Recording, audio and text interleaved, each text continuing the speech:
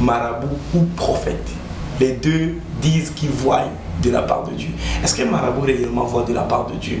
Oui, certainement. La Bible nous parle des prophètes. Dans l'Ancien Testament, nous avons des prophètes. Également, dans le Nouveau Testament, nous avons des prophètes. Mais la Bible dit que, dans l'Ancien Testament, on dit qu'on les appelait également des voyants. Est-ce que marabout vraiment peut dire qu'il voit de Dieu? Moi, je vais dire non. Votre question, c'est votre question. Je vais dire non. Déjà, on doit voir quelle est la source. Voyons qu'un prophète, c'est l'Ancien Testament, il est inspiré par le Saint-Esprit. C'est des choses qu'il voit, c'est des choses qu'il entend. Il voit, il entend, mais ça vient de l'Esprit de Dieu. Ce n'est pas une capacité naturelle, c'est une capacité surnaturelle. Il voit et il entend. Il y a des visions, il y a des sons spirituel qu'il entend de la part de Dieu. Et c'est l'Esprit de Dieu qui communique ces choses en utilisant les facultés du prophète. Dans l'Ancien Testament, nous avions ce qu'on appelle des prophètes majeurs, nous avions ce qu'on appelle des prophètes mineurs, et dans le livre Un roi du roi, nous avions ce qu'on appelle des fils de prophètes. Que ce soit ces trois types de prophètes, nous voyons que tous ces gens écoutaient l'Esprit, et c'est l'Esprit qui communiquait ces choses dans leur esprit, et maintenant c'est avec les facultés du prophète qui communiquait au peuple. Et la Bible nous fait comprendre en Corinthiens chapitre 14, si je ne me trompe pas, que la prophétie ou le don prophétique est pour l'édification, c'est pour le bien commun. Maintenant celui-là, le marabout, il est marabout. Marabout, ça veut dire que quoi? Marabout, ça veut dire qu'il est là, il travaille avec des esprits. Et je dis que c'est des esprits mystiques. C'est des esprits qu'on appelle des esprits méchants, des esprits contraires. Et il utilise ces esprits également par.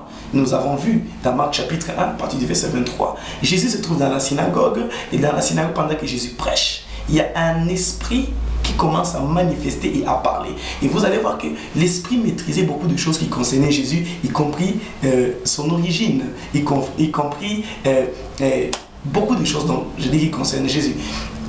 Et Jésus a dit à cet esprit, ne parle pas, tais-toi et sors de ce corps. Donc ce que je vais dire, ces marabouts sont inspirés par des esprits contraires. Et la différence, parce que c'est là où nous sommes, la différence c'est que le prophète, il est inspiré par le Saint-Esprit. Et tout ce que le prophète dit est une confirmation de ce que Dieu a dit, ou une confirmation de la parole de Dieu. Je vais dire qu'il y a la base biblique de ce que le prophète a en train de faire, que ce soit des actions prophétiques, que ce soit la prophétie. La prophétie est de la parole, est tirée de la parole, se réfère à la parole. Alors que le maraboutage, ou ceux qui voient les charlatans, ces gens consultent l'esprit et ils n'ont rien à voir avec la parole de Dieu. Il n'y a rien comme base biblique. Et c'est pour ça que moi, je crois fermement qu'on doit se méfier de ces choses. Il y a beaucoup de gens, et actuellement, même dans le passé, on visitait les marabouts, on voyait les féticheurs, et à cause de la tradition. Mais nous voyons qu'à chaque fois, et je dis ça, je suis très sérieux, à chaque fois que tu passes chez un marabout avec un problème, laissez-moi te dire, tu rentres avec 4. Parce que les esprits qu'il invoque,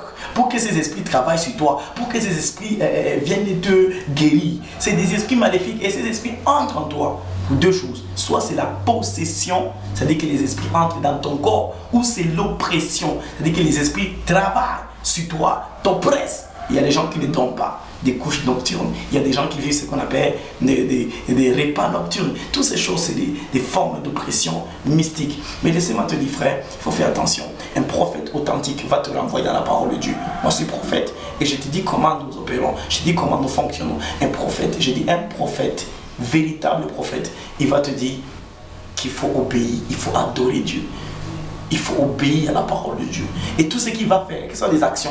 Il y a beaucoup de gens, moi je voyage, il y a beaucoup de gens même dans des ministères, dans des croisades, conventions, et il va venir comme ça là, il va vous dire des choses, il dit ok, bon, nous allons prendre des choses, nous allons faire des choses, et des trucs, des pratiques, et tu dépasses. Mais c'est un homme de Dieu qui est prophète peut te pousser à faire des actions prophétiques, mais tout cela sera sous l'inspiration du Saint-Esprit et sera biblique, et tout ce qui n'est pas biblique est diabolique. Je dis tout ce qui n'est pas biblique et diabolique. Moi, j'ai pas peur de parler de ces choses-là et de parler ça et, face à face, parce que je crois que nous devons chercher la vérité. Jésus dit, je suis le chemin, la vie et la vérité. Vous connaîtrez la vérité et la vérité vous affranchira. Je crois que tu es en train de comprendre qu'on n'a pas besoin d'aller chez les marabouts, parce que chez les marabouts,